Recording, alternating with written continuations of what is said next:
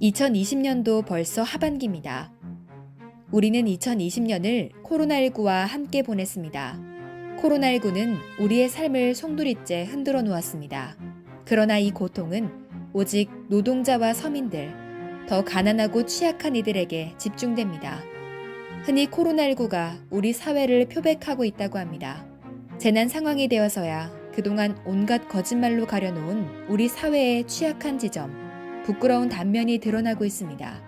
그리고 그렇게 드러난 가장 취약한 곳에 노동자들이 있습니다. 한국은 전체 사업장의 60%가 5인 미만 사업장입니다. 전체 노동자의 60%를 차지하고 있는 5인 미만 사업장의 노동자들은 노동자의 기본법인 근로기준법의 적용 대상조차 아닙니다. 현행 근로기준법은 5인 미만의 노동자들이 일하는 사업장에는 적용되지 않기 때문입니다. 그래서 이들은 사업주가 임금을 떼먹어도 근로계약서를 쓰지 않아도 하루아침에 쫓겨나거나 사업장 문을 닫아도 우리가 흔히 상식이라고 알고 있는 온갖 노동의 권리를 탄압해도 아무런 저항을 할 수 없습니다.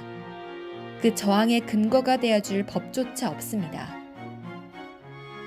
노동의 기준이 되는 법으로도 보호받지 못하는 노동자들은 힘을 합치고 함께 싸워나가며 스스로 자기의 권리를 찾을 수밖에 없습니다. 바로 노동조합이 그것입니다.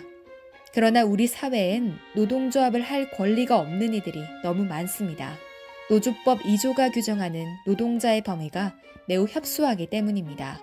특수고용노동자, 간접고용노동자, 플랫폼 노동자, 정치적 중립을 지켜야 하는 노동자, 가진 이름을 붙여 제멋대로 노동자를 갈라놓고서 어떤 노동자는 노동자가 아니기 때문에 노동조합을 할 수 없다고 말합니다. 노동자로 불리지 못하면서 노조도 없이 온갖 권리를 침해당하며 일하는 우리 노동자들은 생명과 안전마저도 위협받고 있습니다. 산업재해를 일으킨 사업주들을 처벌하려고 해도 그 형량이 너무 낮고 또 그 책임 소재를 명명백백히 따지기도 어렵기 때문입니다. 산업 현장의 중대재해란 대부분 비슷한 형태입니다. 자본이 노동자의 생명과 안전마저 비용으로 여기기 때문입니다. 비용을 절감하며 노동자들을 쥐어짜고 더 위험한 곳으로, 더 힘든 곳으로 몰아넣고 있지만 현재 우리 사회의 법은 이런 기업들을 처벌하지 못합니다. 코로나 집단 발병 초기에 택배 노동자의 과로사 사망 소식이 뉴스를 가득 채웠습니다. 그러나 이 택배 노동자들은 정부 대책의 대상조차 되지 못했습니다. 특수고용 노동자, 간접고용 노동자, 플랫폼 노동자들은 우리 사회가 정부가 규정하는 노동자가 아니기 때문입니다. 법이 그렇습니다.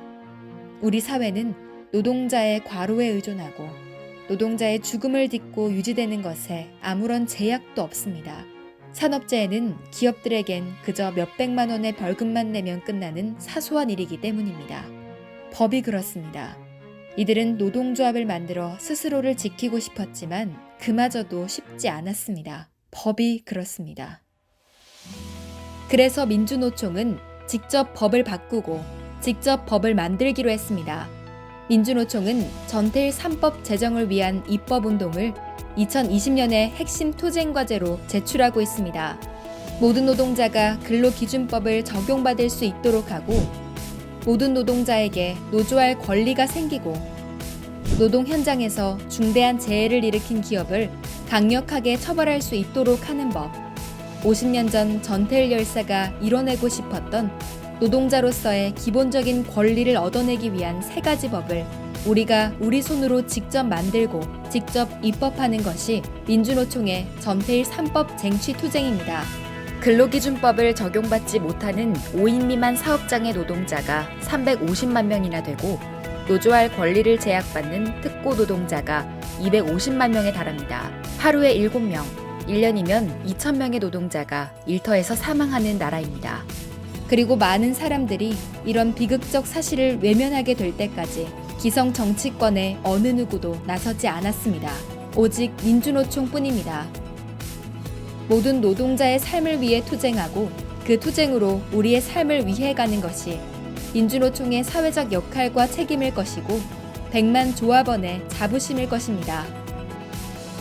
전태일 열사가 근로기준법을 준수하라며 스스로 불꽃이 된 지 올해로 50년입니다. 그 이후로 많은 것들이 달라졌지만 여전히 우리는 근로기준법을 준수하라는 요구를 해야 하는 세상에 살고 있습니다. 그래서 전태일 3법 쟁취야말로 열사의 50주기를 기리는 가장 중요한 투쟁이자 열사의 정신과 마음을 이어가는 투쟁입니다. 지금도 곳곳에서 농성하는 비정규직, 특수고용 노동자들, 오늘도 퇴근하지 못한 7명의 노동자, 노동조합은커녕 노동자로서의 기본권조차 얻지 못한 수많은 노동자들이 바로 오늘의 전태일입니다. 50년, 전태일 열사의 바람과 소원을 우리가 이제는 이뤄내야 합니다. 민주노총의 100만 조합원이 그리고 모든 노동자들이 이뤄낼 수 있습니다.